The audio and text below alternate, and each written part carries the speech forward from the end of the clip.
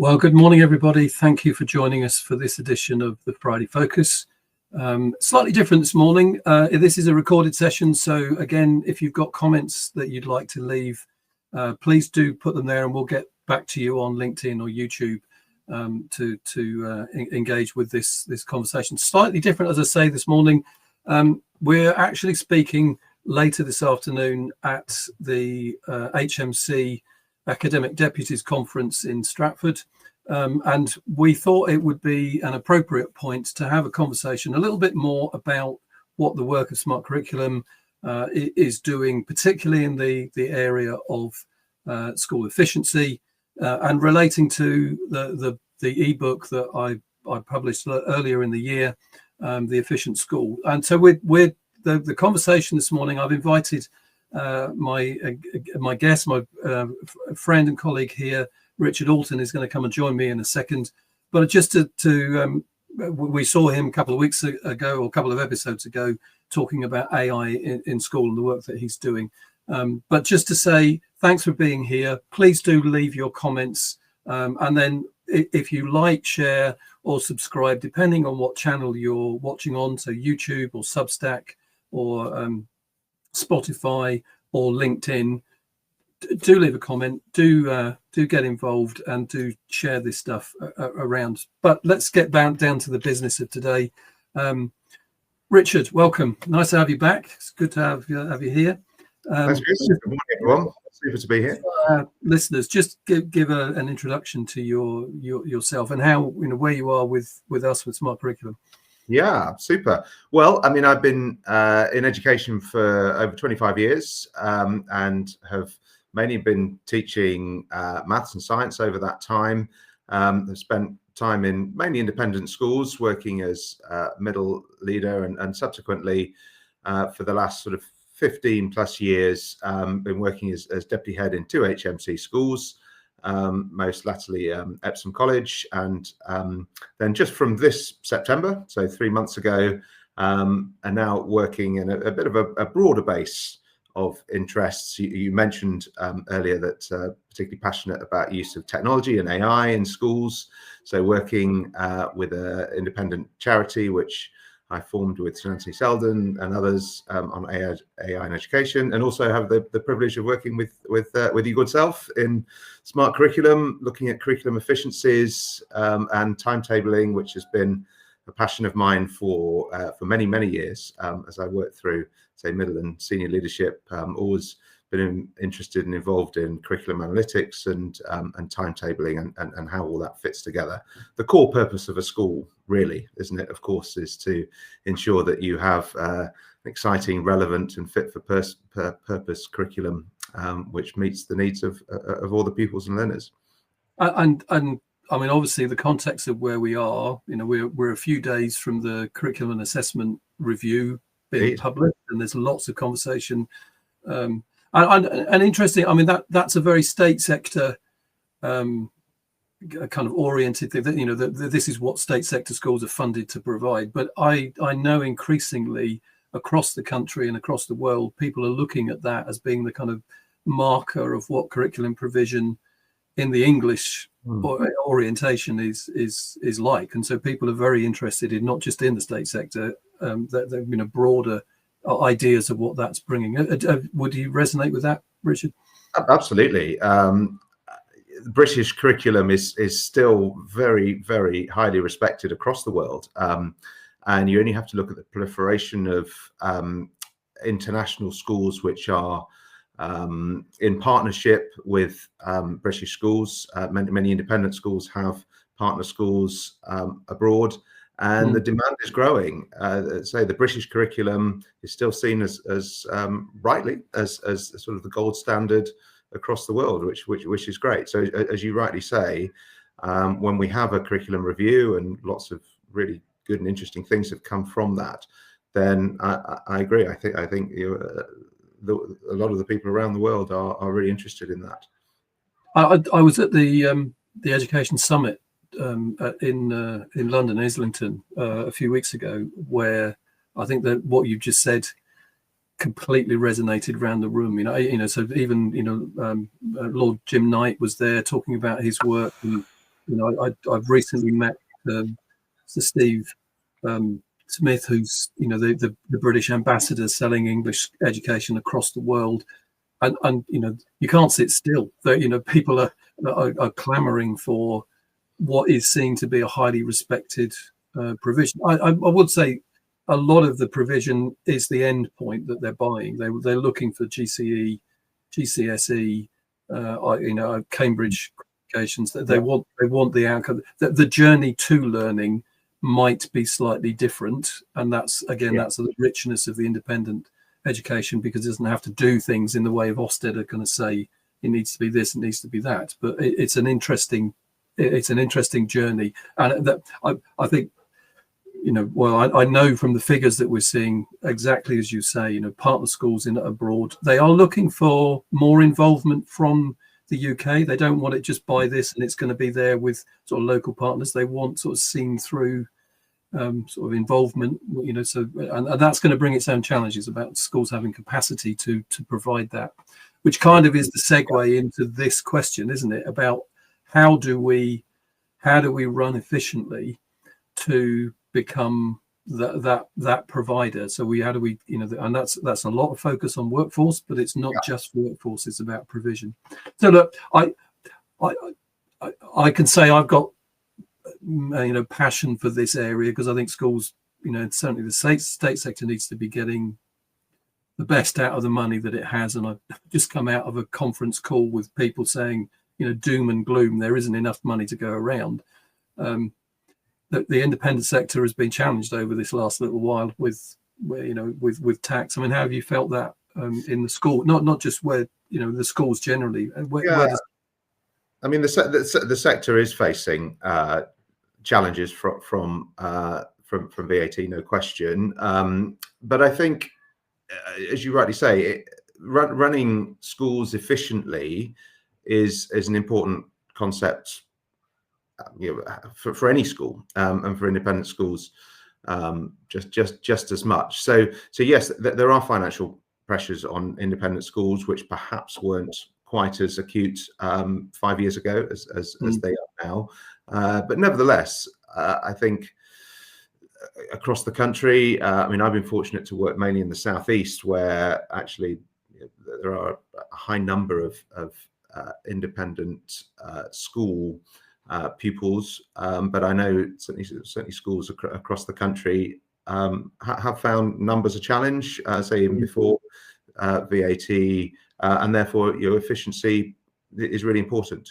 So an absolute key part, I think, for any school. And going back to your point about British curriculum or curriculum in general, it is, of course, every school, and certainly as an academic deputy or curriculum deputy, I think there's been some fantastic, innovative and expansive curriculums that schools have come up with. As you say, we're fortunate in the independent sector perhaps to have more scope for a little bit more variable curriculums than perhaps state schools may do. But nevertheless, I think there's been a lot of really interesting curricula.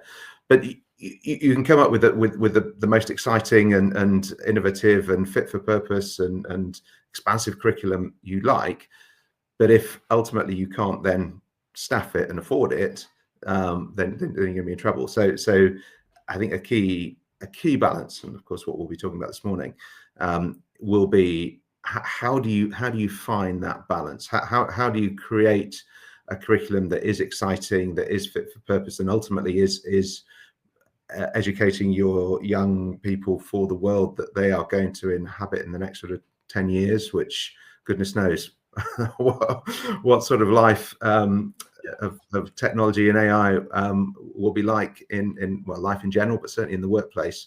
So how can we create that sort of curriculum that does ultimately prepare our young people for their futures, but at the same time make it affordable, make it efficient? Say whether you, as you say, there's financial pressures whether you're in the state sector or the independent sector. You have to make your curriculum efficient and work with the resources you've got, and I think that's a really interesting challenge which is facing, I think, all schools. and will perhaps increasingly do so as we go forward. And I think that's Richard. It might be, if I just give the sort of journey that I've been on to get to this point, because I know, and then perhaps, kind of where you started with it as a result of that. So in 2010, I stepped out of leading school and I started working with more and more schools across the country that were facing financial challenge. We know that the headlines that read, 50% of the new academies were in deficit budgets. And we're not talking small amounts of money. I think the worst I've seen was a £4 million in-year deficit. So they were spending £4 million more than they were receiving. And obviously a school in that state, you can talk reserves all you like. There's no reserves on the planet that's going to cover that. And so there needed to be structural change to deal with it. Now, a lot of schools that I was working with, and I'm talking about 10s and 20s and 30s of schools that were in that position, right from the north of England to the very south of England. I think, from north of Newcastle to the Isle of Wight, I've been in schools in that position, and I started to see this method, and every one of those schools I worked with, without exception, we saw turnaround budgets within 18 months, and it was that start, and it was about practice and delivery. Now, I turned that into the methodology, which we know there are others around the country that have been doing similar because they've been picking up schools. But what I did was it got the interest of Lord Agnew when he was talking in 2017 about school efficiency. So,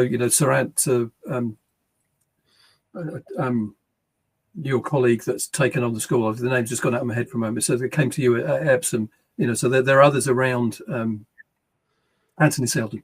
Yeah. So there are people like him that, so the Education Commission, the Times Education Commission, all the things that we're saying about schools, about all that we need this richness. When schools are saying we haven't got enough money to do this, there needs to be some shift. My concern was in that work with the department that it became compliance oriented. It was, this is the way to get out. And what I was seeing was challenging contexts around the country with different types of schools that wanted different messages. And I wrote something that I called the hatchet or the scalpel, you can choose. And it was effectively, you can go hacking at stuff, or you can understand and use a scalpel. You'll end up at the same point, but the damage you'll cause with the hatchet was my concern. Now, I'm not pointing that at the DFE at all. I'm just saying having metrics alone is not enough. You need to have that kind of level of deep understanding of how it applies, and the context matters. And then that's where this has grown into the independent sector, the state sector, the international schools that are saying children in a classroom with an experienced teacher is the mode that we teach in. So how does that work, and how do we apply that broadly? So I brought that together in an ebook, which we took a little while to put together. And I guess, Richard, that's where you came in on it, isn't it? You it is. Yeah. No. Yeah. So sort of my journey to this point, if you like. Similarly, as I said, I've been curriculum deputy in schools for over 15 years, and timetabling much longer than that. So I've always been put curriculum together within the constraints that, of course, we have around staffing and resources and so on. So I was well used to doing that. But for most of the time I was doing that, if I'm honest, I was doing that not exactly by instinct, but to a certain extent based on sort of standard practices and things that have gone before. And I think having a real quantitative measure on curriculum provision and efficiency was not something that I really had. There were things that I developed. I mean, every curriculum deputy and every head will obviously have an eye on a curriculum plan and the number of staff they've got and how the staff are deployed across departments and so on. But I think having a more in-depth measure of how that all fits together was something that I was lacking, and certainly any school that I worked with or colleagues that I knew in other schools didn't really have those metrics at that time. Now, I think it was quite a different world back in 2010. Certainly in the independent sector, as mentioned about the financial headwinds that we have now. But I think to some extent it was fine and it worked well at that time. But subsequently, I think there are rightly requests from heads and governors to have a real quantitative measure on how or sort of curriculum provision and staffing levels. Again, rightly, schools are businesses, so having key performance indicators that measure staffing levels and deployment and so on, those were quite hard to come by in my experience in years gone by. So developing just from simple measures like pupil-teacher ratios, I mean, that's a sort of standard measure. Standard one, yeah.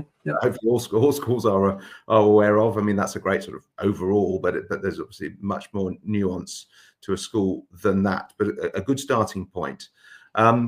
And then I started to look at a little bit of some of the basic curriculum or staff deployment analysis, which I think had evolved from its inception in the 1970s. I think T.I. Davis, I think, was the man who...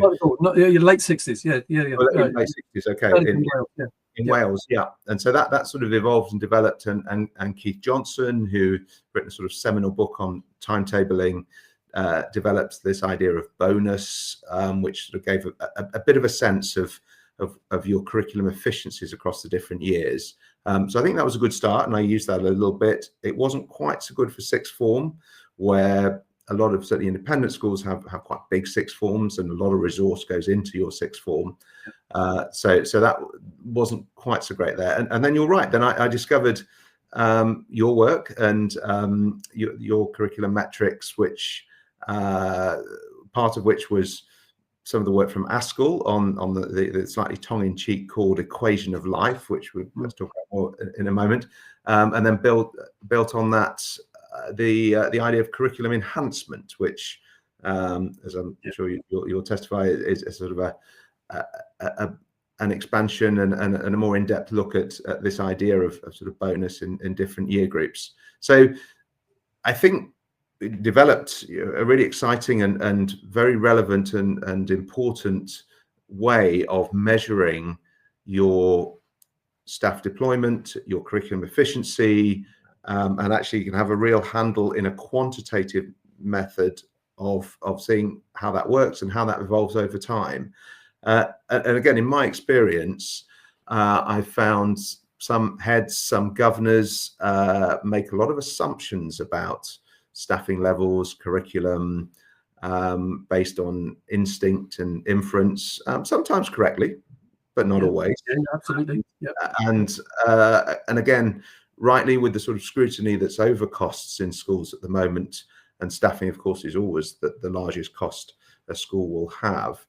I think to have a very in-depth, accurate, quantitative measure of this is really important, and will stop hairs running in governing bodies. And I've certainly sat in many governing meetings where wild claims of being overstaffed or X subject being super expensive, etc., with no real quantitative evidence base. And I think this now provides that, which, as I say, is ever more important for schools as they think carefully about efficiency and how they use their resources wisely.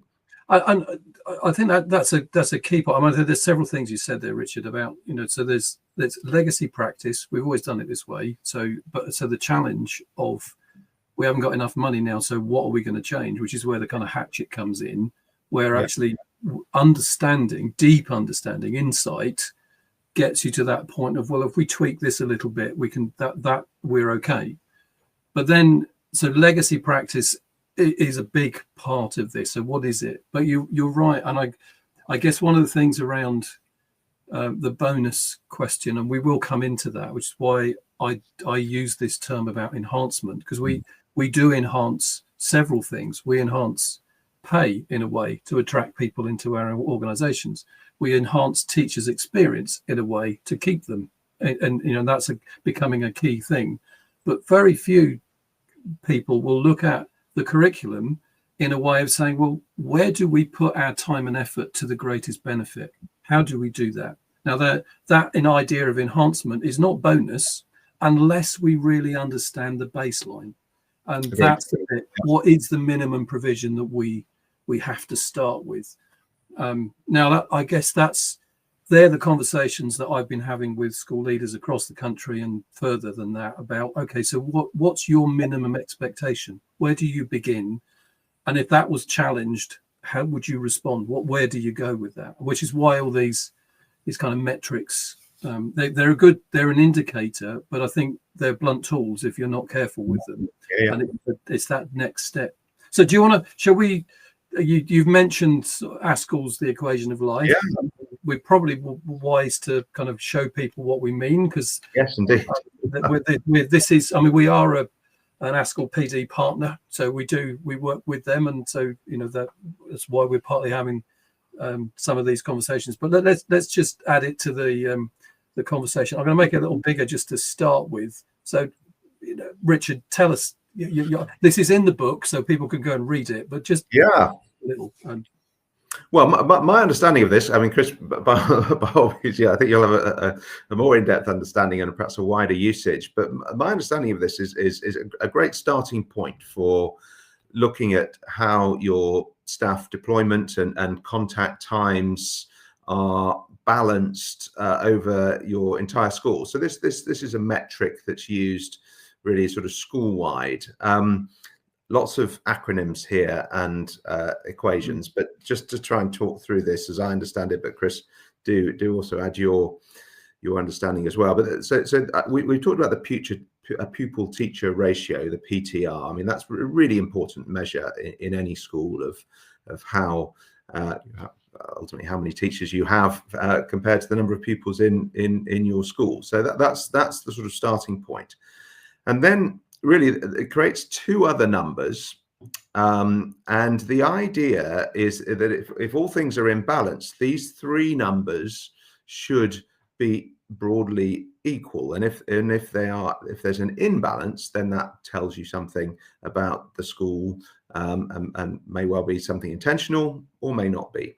So the second number, which has this ATC, the average teacher cost, divided by the revenue per pupil and the proportion of the revenue available for expenditure teacher costs, gives us sort of a sense, as I understand it, but say, Chris, you may add more to this, but it gives us a sort of a sense of how you're using your income, your resources that's coming in from your either your fees as an independent school or from the government as a state school. How are you using that on your staffing levels?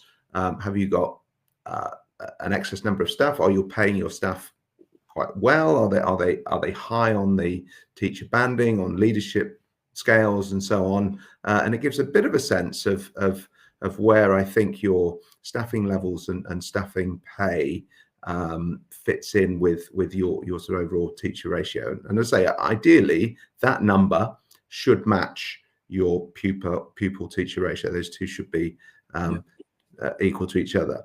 And then the third number looks at the contact ratio and the average class size. So this gives us a sense of how much your teachers are actually in the classroom, and we know, of course, with leadership points, both on sort of academic curriculum and the pastoral side, a number of teachers in leadership positions will, of course, not always be in the classroom full time, and that's understandable.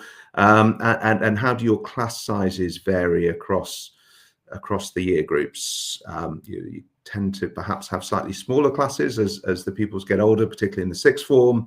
And how does that all fit in?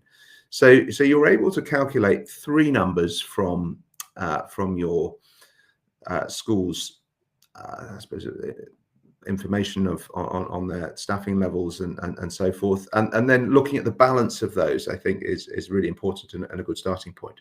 Chris, if I described that correctly? Yeah, no, not setting you up in any way. It's good to hear. I mean, I kind of live and breathe this stuff. Yeah. So it's good to. I think you've got exactly right, and I think what I could perhaps do is bring to some of the characteristics of why that's what happens to those things. So, pupil teacher ratio is simply the more teachers you buy. If you don't have more children, the lower that number's going to go, because it's the number of children in your school compared with the number of qualified staff that you're buying. Now, that number, in the independent sector is kind of around 10, maybe slightly lower than 10. So, if you're the larger your population, the more staff you feel that you've got the comfortability to buy. Yeah. In the state sector, that number is actually around 21 in most schools. So you can see the difference between the experience. But teachers will tell you, well, I don't have classes of 21. My classes are nearer 30 in the state sector. And it's all to do with what I would refer to as a target average class size. What is your intent? That's where you begin. So the pupil teacher ratio is quite telling about the number of professionals you're buying for that full experience. And as you rightly said, there are lots of other people in the building that we're doing things. But if you're paying them as teachers, then that's a key part of the process. Average teacher cost, that's to do with where they are on the scales. And obviously, I find a lot of the independent sector and state sector are kind of on par, because it's about attracting people across that divide. So there's not such great difference, although there are in some. And obviously there's the revenue part, and how much you're spending on staff. Let's go into that. I think the interesting one is the contact ratio and the average class size. That's the one that people go to, because it's the teacher's experience, how much time you facilitate them to do the job, and what they're going to do in the classroom. And I often say to leaders when I go in there, just, if you're struggling to understand the contact ratio, stand in the corridor now, and whatever number that says, that's the number of people as a percentage of your staff that are facing children now.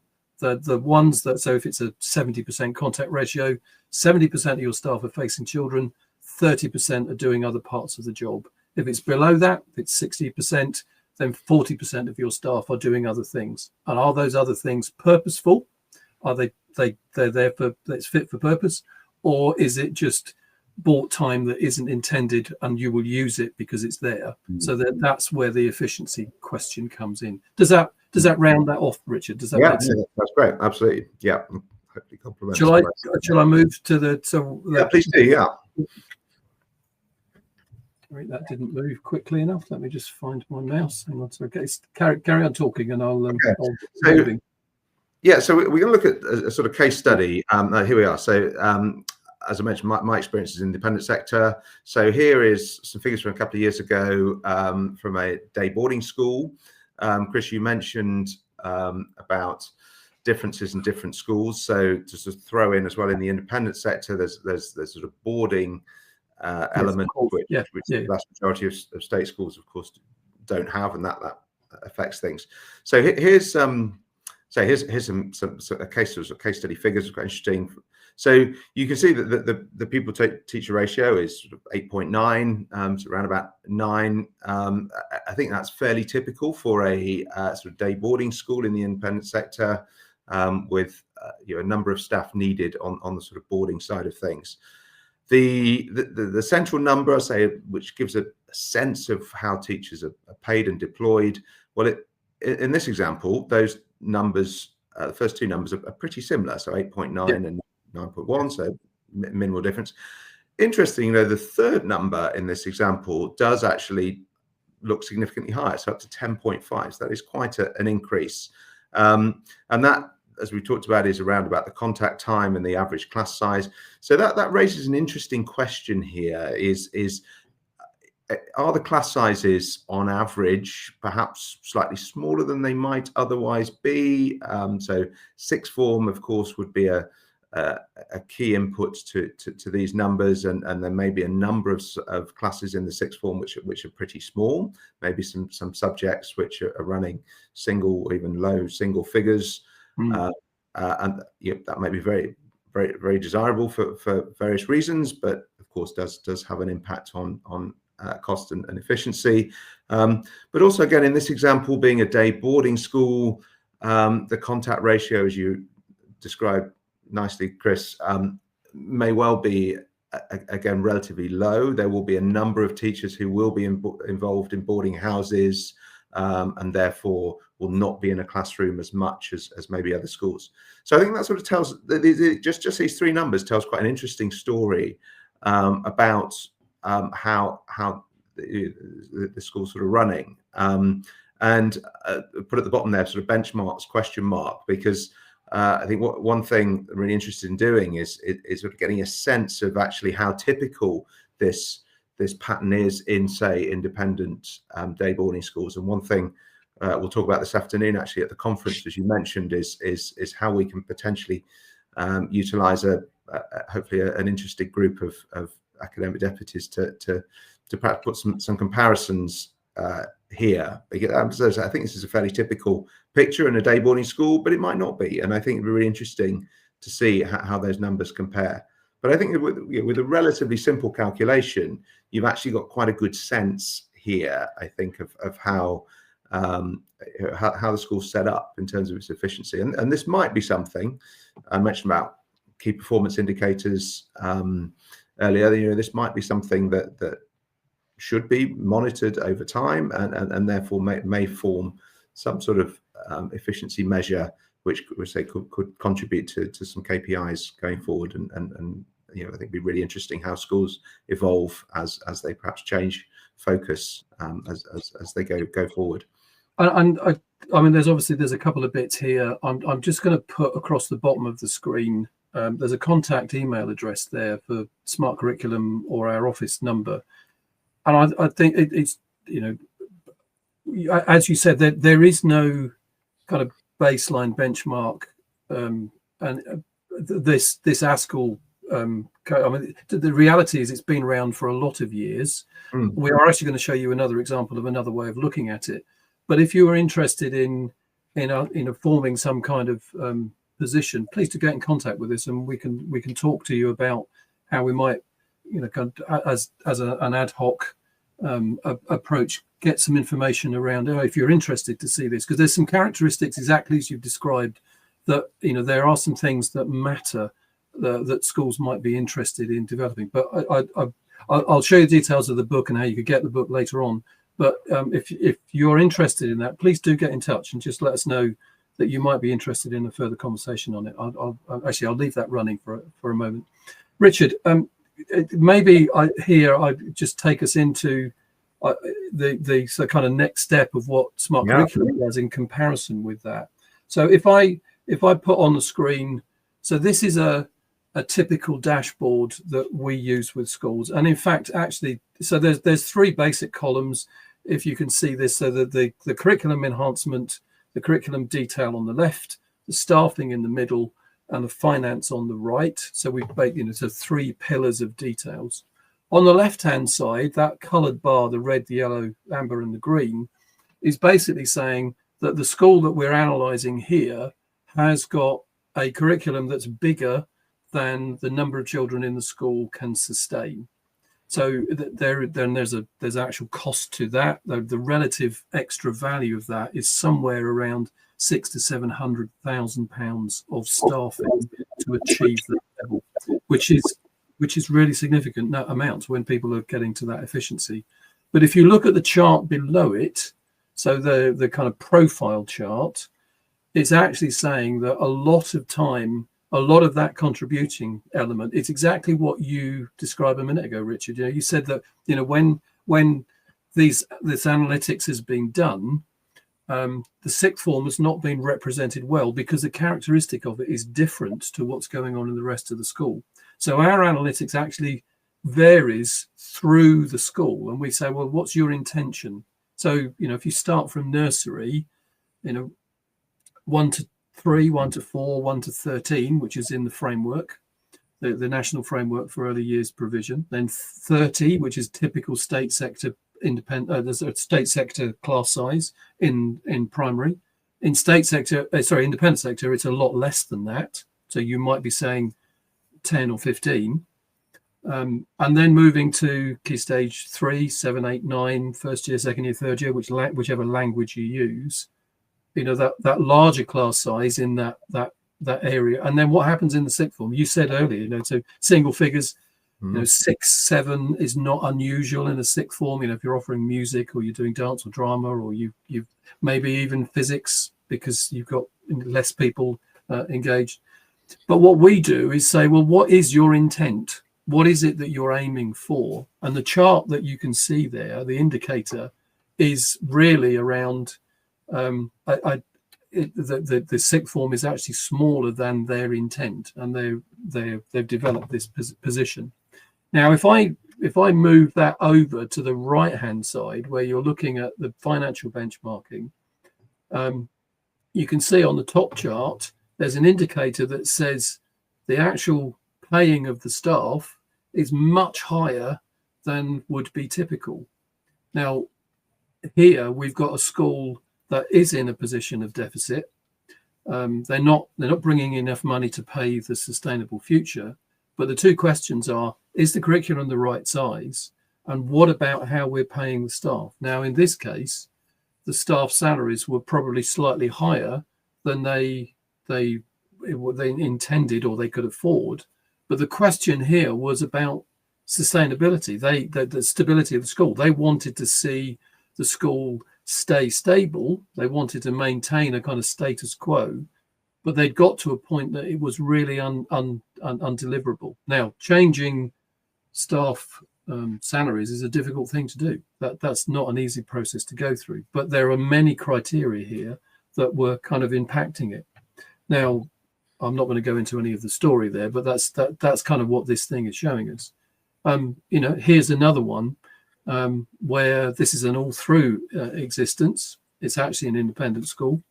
You can see here where the curriculum is a very different shape. Lots of investment early on, lots of investment right the way through the school. You can see that profile chart. It's quite an interesting one, but then we haven't got time to go into the depths of it. But you'll notice that the staff remuneration is in a completely different position. So it's a very different characteristic. In this case, it was about sustaining something that kept them in a competitive market live. So there were lots of decisions that were being made that were about sustaining this position. Now, you could argue, do you have a competitive advantage if you're not paying staff at the same levels? Well, that was one of the questions that was kind of being asked, and the kind of the roots out of that might be much deeper. So you'd be asking kind of some different questions. And there again, another school in a very similar position. You see here, very invested in sixth form, really conversation about sixth form. But this school, everything else is pretty much on, apart from that size of curriculum. And again, that's the analytics is getting really deep into what are we doing? Why are we doing it? How could we do it differently? What's the kind of profile that would impact what we're about? Now, this is not the place to go deep into these charts. But Richard, do you see that's different from just having three numbers? Absolutely. Yeah, I mean, the three numbers, I think, is a great sort of starting point and introduction to getting a sort of sense of this. But you're absolutely right. This then builds on those ideas in much more detail, which is fantastic.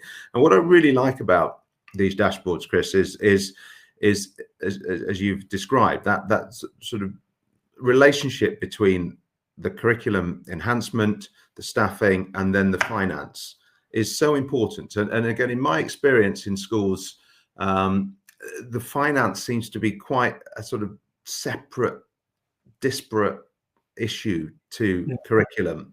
And I've been in many meetings over the years where the finances have been some sort of opaque issue, which has often been in independent schools given to a bursar, traditionally called, and their team. And it might be, as a curriculum deputy, you come out of a meeting and think, we might need one extra member of staff for XYZ because the numbers choosing one subject has changed. And really, you're going to the bursar cap in hand and saying, can we have one more extra staff? And sometimes the answer is yes, sometimes the answer is no. And there isn't really a joined up thought about how, as you have shown there how the curriculum and the different year groups and the different structures impact your staffing levels, which then impact your financial position. That, in my experience, hasn't always been as well thought through as it should and could be. And I think, as I've said a number of times, going forward will become ever more important. So I think this is, say, with a sort of curriculum deputy hat on, really exciting way of being able to see in a sort of visualization of how one thing's affecting another. So too often these things are in silos, so curriculum, staffing levels, finance, and clearly they do affect each other, but often it's not easy to see. And as I mentioned earlier, governors, I think, would be really interested to see, effectively on a single screen, how all those three things interact. And that if you are thinking about a development plan, changing your curriculum, developing your curriculum, number of schools, partially in response to the curriculum review, but partially just as they evolve, are looking at tweaking shapes of school days and curriculum shares for different subjects. I think this is a really key input into that, so you can see the financial impact that a change in curriculum model would have. And so in my experience, often that hasn't happened. So yeah, I think it's really exciting and lots that can be beneficial here. I just on that, I mean, we are running a number of projects at the moment where independent and state sector schools are saying exactly as you've said, we want to change the day. And particularly we saw lots of it post-COVID. So people thinking about the kind of granularity of a day, lots of, even 5-hour periods or 6 50-minute periods, or even 8 35-minute periods, and the kind of movement that's creating around the building, and the idea of having deeper experiences. Now, I know a number of schools that have moved to quite long periods and less of them, but that has issues around proportionality of stuff. I'm not saying that's the best answer. I think particularly in the independent sector, lunch and enrichment or co-curricular activities have a big part to play, as you're saying, that richer provision. So, and we're doing a number of those projects at the moment.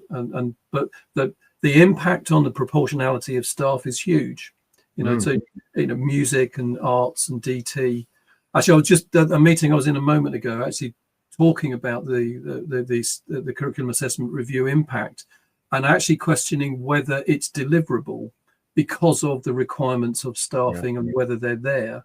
And again, that's another thing that the analytics is really saying. So where's the need, and can we? I talk a lot about workforce projection. So where is this going? Not just in terms of cost, but in terms of expertise. But sorry, Richard, go. I was going to say, I mean, just picking up the point we made earlier, absolutely. It's absolutely right that schools should be thinking about their curriculum, and I applaud the government for their curriculum review and a lot that's come out of it. But it's very easy to say we need to teach 3 separate sciences, or we need to have more in the curriculum around financial literacy, digital literacy, technology. As of course, that's so important. But ultimately, as you rightly say, we've got to resource that, and it's the easy bit to a certain extent, and almost the fun bit to come up with the grand ideas and the philosophies. The challenge then is, as you rightly say, is to structure it and to resource it, given all the financial constraints that every school faces. And this is where I think the reality comes together with the philosophy.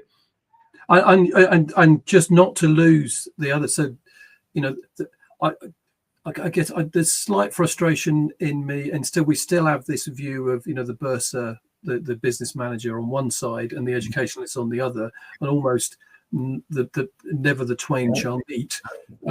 I see the job as the connective tissue that brings both of those. So KPIs that one might be looking for are different from the KPIs that another person's looking. So the educations are about outcomes, they're about its success, where the business lead, the bursar and so on, is about financial stability and pupils in the door, and don't like that word, but kids on seats, bums on seats, that kind of, it's not, but joining those up. So what difference does it make? And I've had lots of conversations with schools where it's okay, so putting a £500 advert on the back of a bus to attract 3 students is actually good value for money, because that brings maybe 30k in, where £500 to do that is worth the money. There's lots of, not to say that everybody should be doing that, but that's that's a it's a very popular advertising route. But the bursar is going to be running that through their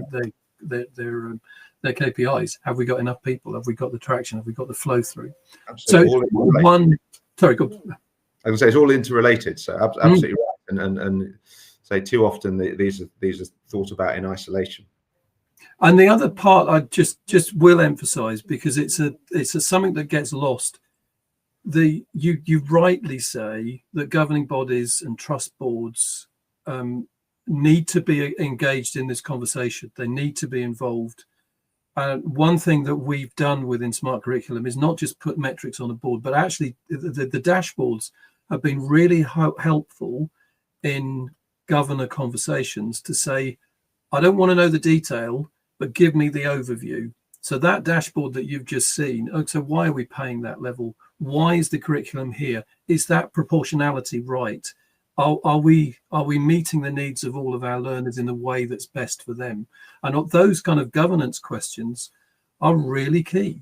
So, sorry, go on. I was going to say, it's actually really, really difficult being a governor. I'm actually a school governor myself, and actually it's a really tricky balance between not getting too bogged down in the operational details, which absolutely rightly is the preserve of the head teacher and the senior leadership team, and yet still being aware enough of how the school is running to be confident and to do your job as a governor, that you are actually governing the school. And certainly in my experience, again, it's too easy to get bogged down in detail, particularly in my case, obviously as an educationist on a governing body, and there will be a range of backgrounds. But I've certainly been in governing meetings where we've got too detailed, and this is really, it's really been the preserve, as I say, of the senior team. And at other times, it's been too broad brush, and it's been the head almost saying, well, the school's running fine, so thanks very much. Here's your tea and biscuits. See you in 6 months. So it's finding that balance, and I think it's difficult as a governor. And again, this is I think an understandable metric which has sufficient balance between being high level and also actually understanding what's going on the ground of the school, that would allow governors, I think, to have that appropriate level of understanding and scrutiny, and asking the right questions. In a way that, again, that hasn't really often happened in my experience. And I think that you've hit it there. That our drive, and we have a setup within the analytics.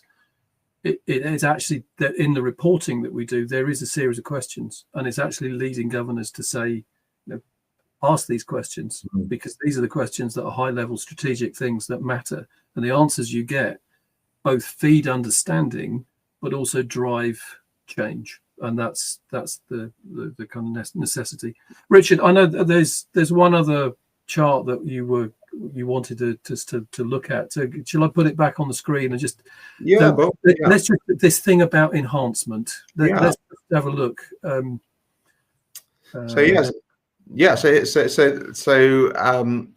Building on what I was saying, my experience of starting with the equation of life, working with some more in-depth analytics that you very ably describe in your book, Chris, enables schools to create this idea of enhancement relatively easily, and the methodology is all in the book.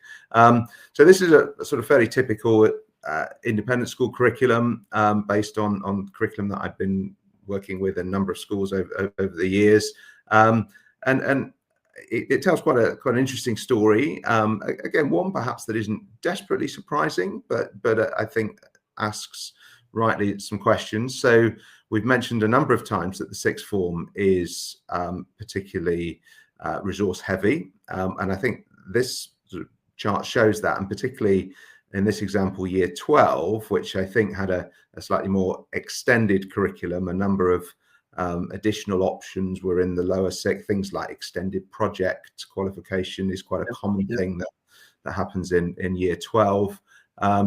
So I think this is really interesting, and you showed similar graphs on your dashboard, but it gives a real, I think, stark picture of really where that resource is going to. A lot into year 12, significant amount into year 13, and actually year sort of 8 and 9, perhaps a bit more efficient, perhaps less resource heavy, and that may be exactly how you'd like to design your curriculum. So a reasonable resource goes into year 7 as the pupils arrive in the school. Once they're settled in, maybe they don't need as much resource in 8 and 9. Then obviously as they go into year 10 and 11 doing their GCSEs, the resource goes up, and then into year 12 and 13. So maybe this is exactly what you want, but I think having it quantified in such ways, I mean, my instinct would be that it looks like year 12 is particularly resource heavy compared to the other years. And so I think if you are thinking of developing and enhancing your curriculum as you go forward, then I think a key question, if this sort of what your enhancement model shows, would be, is that really what you want? Do you want to put quite so much resource into year 12, or could there be benefits of spreading it a bit more evenly? And I think there's the kind of narrative that I would work through with people is, if you look at that, if you're looking left to right, and I refer to it as the learning continuum. If you think on the left, they are the more dependent learners. They need teachers. On the right, they are the less or the lesser dependent learners. And exactly using your kind of description, Richard, it's where we are putting the valuable resource, and it is quite heavily in year 12. Yeah. And I suppose there's the bigger question of, on that learning continuum, where you've got the most dependent learners on the left and the least dependent learners on the right, is this a logical structure? Yeah. And I guess that opens the questions for our methodology, our pedagogy, our practice. And it's really just open the question. What would it look like if we did it differently? And that's why we get into modeling. That's not to say it's right or wrong. It is, it is what we do. We've got used to it. It's what's embedded. But I guess the question within the bigger vision of the efficient school, one would ask that question. If you're looking at dependency of learners on the expensive resource, where would we put that to the greatest effect? And that's the question it asks. And that's why I talk about enhancement rather than the idea of basic and bonus. Yeah. Because it sounds like, well, where we can add, we'll add. But actually, it's not strategically focused around need. And guess, with all the emphasis on special education needs, I think there's some practice changes that are needed in structure to deal with that. But it does ask you the question, if I mapped against that, the needs of learners in terms of special education needs, it's fascinating. And we do in our analytics, we show that kind of the chart that you're seeing there against the profile of learners. And they're often a considerable dissonance between how it's structured, because that's legacy, that's what we've always done, to where the need's actually sitting now. So we find that narrative really kind of a positive step, and that's where curriculum analytics has got its greatest strength.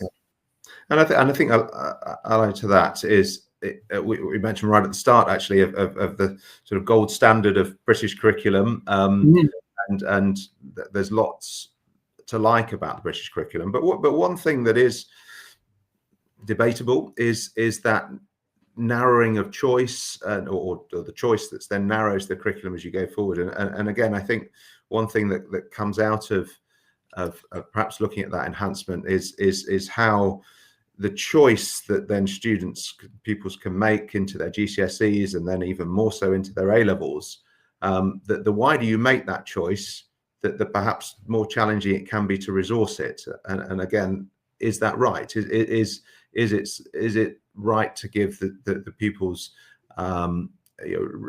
real wide range of choices. I mean, Mm. educationally great, but that's hugely resource heavy, as you say, potentially at the detriment of some of the younger years when the choice is pretty limited. But maybe that's the time that they do need more teacher input when they're less independent. So yeah, I think that's a really interesting question, and a balance for all schools of how flexible and how much choice do you give in those higher years. And in that example we saw, in year 12, there's probably an awful lot of choice, which is super in one respect, but you can see that the resort, how that affects the resource allocation. So I think that's a fascinating conversation that all schools should be engaged in as they go forward. And it's got to start from, and I go back to that, what is your intent? So Yes. the target average class size. So what it's not just, well, we'll just roll with it. What happens. Mm-hmm. You need a kind of understanding of where that is. And I know lots of sixth form leads and curriculum leads kind of struggle with that because they're kind of waiting for the choice, the options, the process. But you've got to have some understanding of your own capacity before you get into that conversation, because there's no point offering courses that you then are going to find, we're now struggling to fill them because on the breadth. Yeah. Sorry. Yeah. And say, or provide staff to teach them. Yeah. And that's the biggest question now, particularly with some of the opportunities that are coming in. Can we say again the curriculum assessment review and what they're saying post 16? There's some real opportunity, but have you got the resource to provide it? Richard, I'm conscious in terms of time. We're getting close. We can chat all day.